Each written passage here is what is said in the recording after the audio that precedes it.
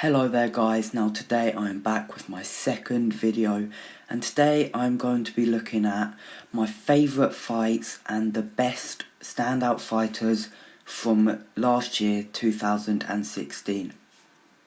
Now one thing I will say before we start this video is obviously I can name all the champions, all the people who won belts and who won all their fights, but that's nothing you need to watch my video for, so I will include a few of them and especially the ones that have stood out to me, but I will mainly be talking about some people who I think deserve a lot of credit for the way they fought last year, and also people who I think that this year will either climb up the rankings, win a belt, or just this year who will become more successful and more famous within the sport.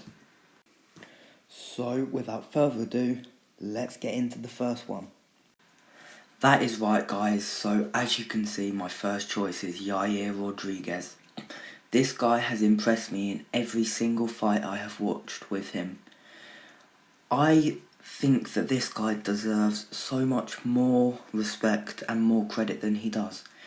All you need to do is watch the clip that's playing in the background to see how talented this guy is. He has insane stand-up, and the thing that impresses me most about him is his unorthodox style of fighting.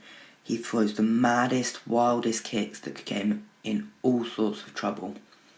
Now, yes, I know we're crossing into 2017 a bit here, so that kind of goes against the video, but his fight at UFC Phoenix with BJ Penn was an absolute domination, and it was quite clear from the beginning that he was going to get that knockout / TKO. Now, Yair Rodriguez has the ability to stand with you, he can throw punches, he can throw kicks. If you take him down, his takedown defense is good, he has good ground game, good ground and pound. If he wants to take you down, he can. His athleticism is beyond incredible. He has such high levels of energy, and I feel like this guy 100% deserves to be in my list of top fighters and fights from 2016. Now, as you can see, next up we have the amazingly talented Mickey Gall. Now, this guy has a perfect record in the UFC, 4-0. He has looked so solid. What we have in the background is highlights from his fight against Super Sage Northcutt. He won that by submission, he got the rear naked choke. I could have put any of his clips up. I would have put his fight against CM Punk up, but that ended a bit too quickly. This guy is a submission god, and I personally think that jiu-jitsu and ground games in UFC need more acknowledgement. Yes, Conor McGregor can hit people in the face hard, he can hit them fast and he can knock them the fuck out, but this guy has the ability to submit anyone.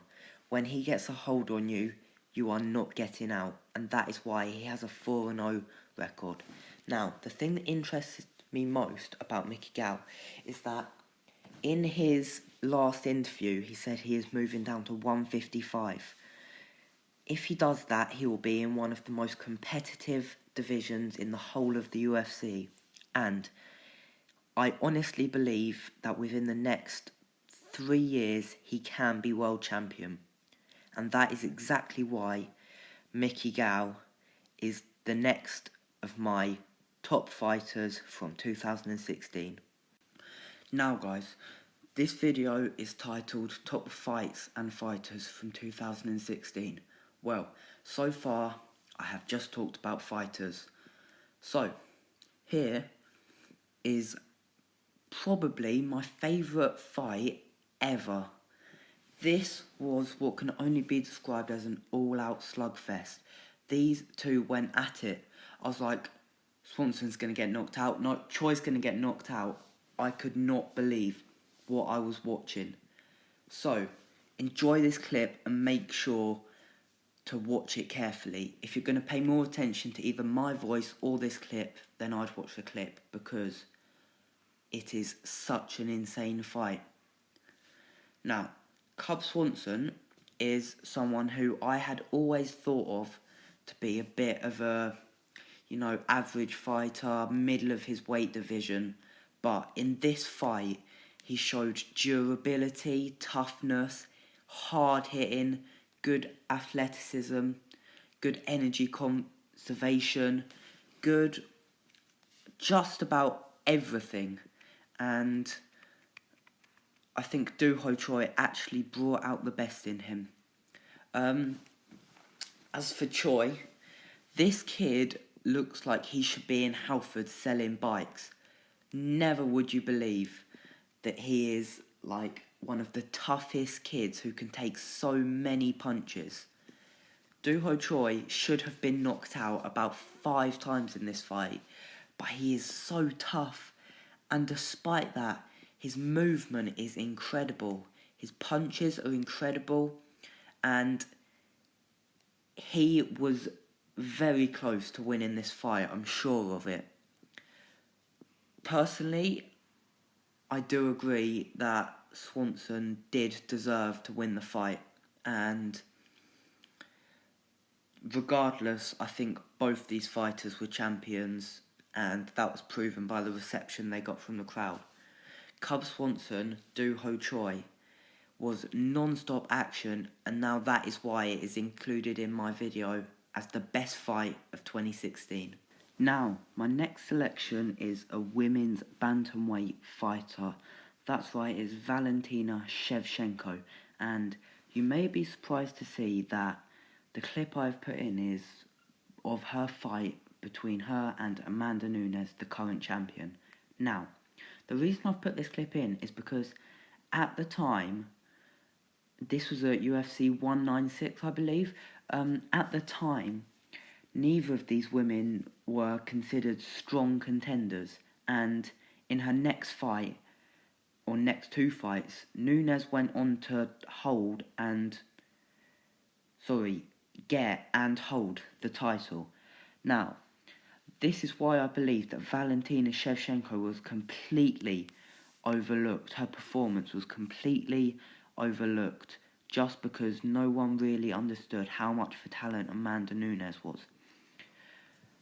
So, she needed a chance to prove herself as one of the top contenders in this division, and she went and beat former champion Holly Holm convincingly.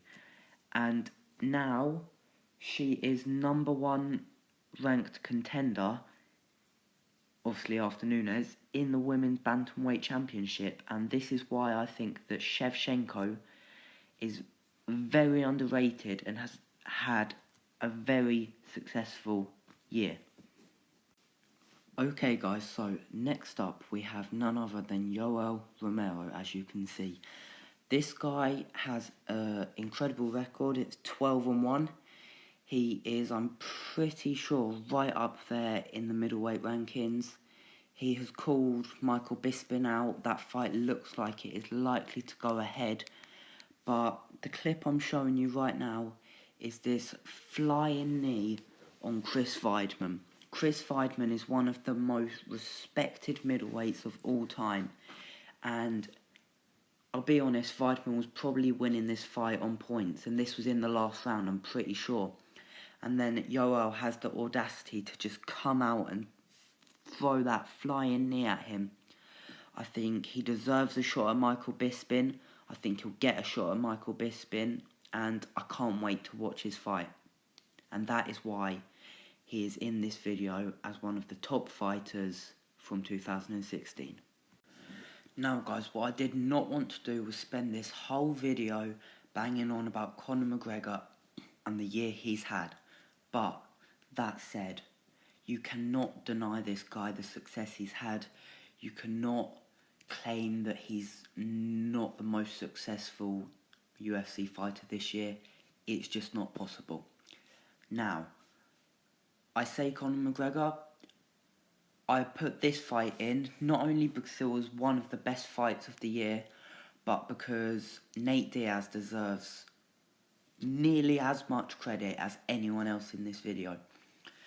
Now, Conor McGregor has defeated Jose Aldo, I believe maybe even Chad Mendes, but definitely Jose Aldo. He's fought Nate Diaz once, fought Nate Diaz twice, and cleanly knocked out Eddie Alvarez, all in the space of 1 year. Now, very few fighters ever fight 4 or 5 times a year. This guy does, and I believe what he says, he would fight every day if he could. Now, this fight for me was an absolutely incredibly interesting fight because Conor McGregor, I have to say, on paper is the better fighter. If you see at the beginning, he brutalised Nate Diaz with those leg kicks. Nate was struggling to walk on that front leg. Conor clearly knows tacticians. Conor clearly is a tactician. His movement, his head movement and his leg movement as well is just insane. I mean, I would be tempted as well to upload a clip of him in Eddie Alvarez fight where the time between him dodging out of Eddie's punch and connecting with the knockout punch on Eddie Alvarez was within 1 second. His speed, his precision, and his timing is like no other fighter in the world. I honestly believe that he deserves all the hype he gets, and yes, some people jump on the bandwagon, but this guy deserves everything that's said about him. Now, Nate Diaz, as I say, deserves just as much respect. He is the toughest fighter I have ever watched. He took an absolute beating from McGregor, and not once did he go down. Now, that is something that no other fighter has ever been able to do. I mean, yes, he did go down, but he never looked like he might be knocked out. He was always comfortable, and the way he conserved his energy and the way he took the shots from Conor and gave him a battering in the 3rd and 5th round means he definitely was close to winning that fight, and he definitely deserves to be in this video. They both do. Now guys, that is going to be the end of the video. I really hope you have enjoyed it. Please let me know down in the comment section below what fights you think should have made it on here and which fighters you think should have made it on here.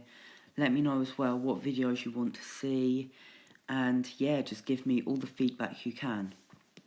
If you did enjoy this video, please remember to like, comment and subscribe. I hope you all have a very good day, and I'll see you next time.